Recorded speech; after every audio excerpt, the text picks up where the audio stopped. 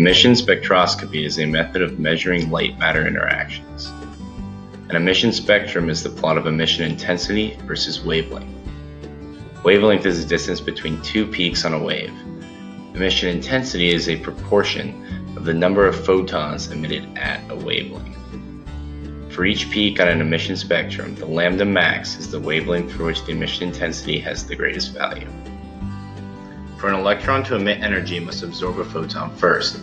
The wavelength the photon absorbed depends on the amount of energy required to excite the electron. The energy required to excite an electron is quantized, which means each electron requires an exact amount of energy to be excited and increases energy level. For the electron to remain at the higher energy level is energetically unfavorable, so the electron relaxes to a lower energy level, releasing energy in the process. This energy is released in the form of light.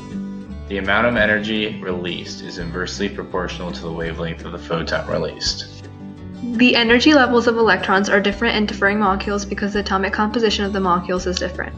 These different energy levels determine the wavelengths of photons emitted by a substance.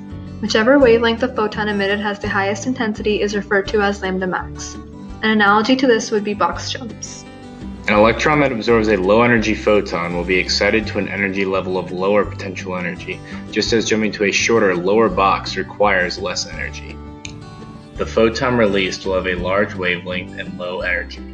An electron that absorbs a higher energy photon will be excited to an energy level of higher potential energy, just as jumping to a higher box requires more energy. The photon released will have a low wavelength and high energy. Lambda max refers to the wavelength of the photon with the greatest emission intensity.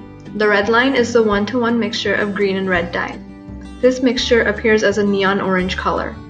On the red line, we've determined the lambda max to be about 660 nanometers. 660 nanometers falls slightly inside the range of orange light but very close to red.